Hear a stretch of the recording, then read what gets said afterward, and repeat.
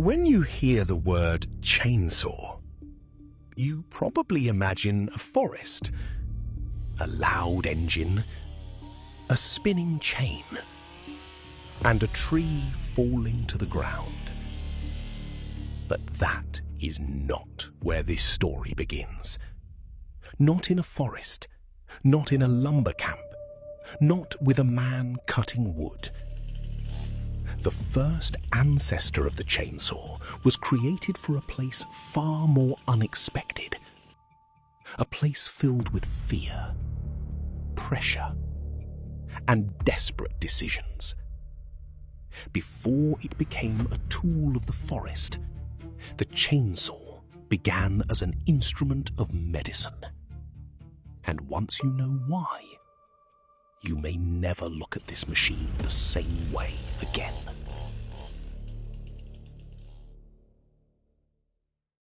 To understand this story, you have to forget the modern chainsaw for a moment. Forget the roaring engine. Forget the smell of gasoline. Forget the image of giant trees crashing to the ground. Because the first version of the chainsaw was nothing like the machine we know today. It was smaller, slower, hand-powered, and far more primitive. It did not belong in the forest. It belonged in a medical world that was still struggling with pain, danger, and limited tools. In that world, even a simple operation could become a desperate race against time. And sometimes, doctors needed a tool that could cut faster, more precisely, and with less force than the crude instruments they already had. In the late 18th century, medicine was a very different world. There were no modern operating rooms, no advanced anesthesia, no safe and reliable surgical technology. And when a difficult childbirth turned dangerous, the options were often limited, painful, and terrifying. In some cases, doctors performed a procedure called symphyotomy. It was an emergency method used to create more space in the pelvis during obstructed labor. But the tools of the time were crude, slow, and physically exhausting to use. So surgeons began searching for something more efficient, something that could cut through hard material with greater control. And out of that need, the earliest chain-cutting instrument began to take shape. The real story takes us to Scotland, more specifically to the medical world of Glasgow in the late 18th century. There, two Scottish doctors, John Aitken and James Jeffrey, were trying to solve a brutal surgical problem. They needed a tool that could cut hard tissue more efficiently than the heavy, crude instruments of their time. So they developed an early chain-cutting device. It was small, hand-powered, and designed for surgery, not for wood. This was not the loud machine we know today. It was a medical invention, born from necessity, inside a world where speed, control, and survival could mean everything. And here comes the strangest part.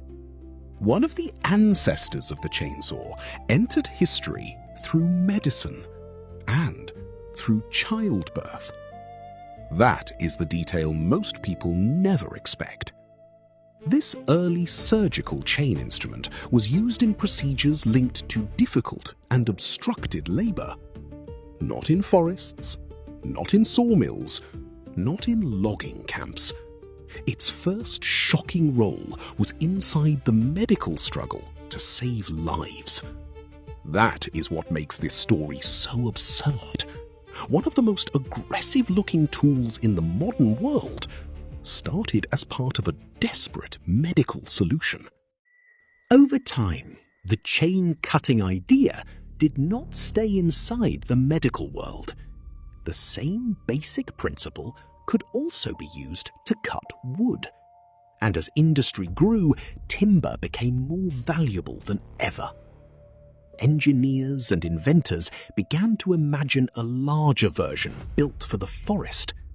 In the early 20th century, that vision started to become real. In Germany, Andreas Stihl helped push the chainsaw toward practical use in forestry. Soon after, gasoline-powered versions made the machine stronger, louder, and far more mobile. What began as a desperate medical solution was slowly turning into a machine built for trees. And that is how one of the strangest invention journeys in history changed direction completely.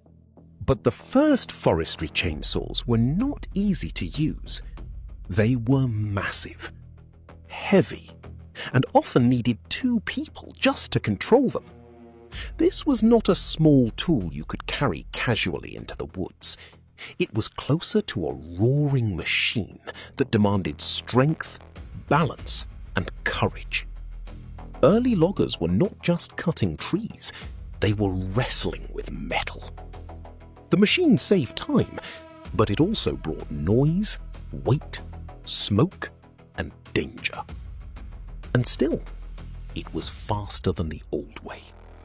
That was enough to change everything. Then the chainsaw began to shrink. The machine became lighter, more portable, and easier for one person to handle. This changed the forest forever. A job that once demanded long hours, many workers, and brutal physical effort could now be done faster with a single machine. The chainsaw became a symbol of speed, power, and industrial progress. But its strange past never disappeared. Hidden behind the engine noise, there was still the shadow of a medical tool that was never meant for trees. From that point on, the chainsaw became more than a cutting tool. It became part of modern work, forestry, construction, rescue operations, and heavy industry. The machine that once needed 2 people became something one worker could carry in his hands. That made it useful, but also dangerous.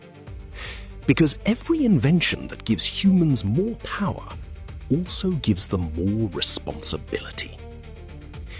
The chainsaw saved time. It changed labor. It transformed forests. But it also carried a strange reminder from history. Sometimes the tools that shape the modern world come from places we would never expect. So the next time you see a chainsaw, do not think only of forests. Do not think only of timber, or noise, or power. Think of the strange path that brought it here. From a small medical instrument in Scotland, to a heavy machine in the forest, to one of the most recognizable tools in the modern world. The chainsaw was not born from the woods.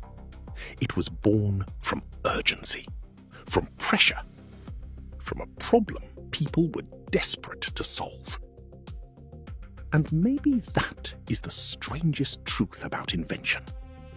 Sometimes the tools that change the world begin in places no one would ever imagine.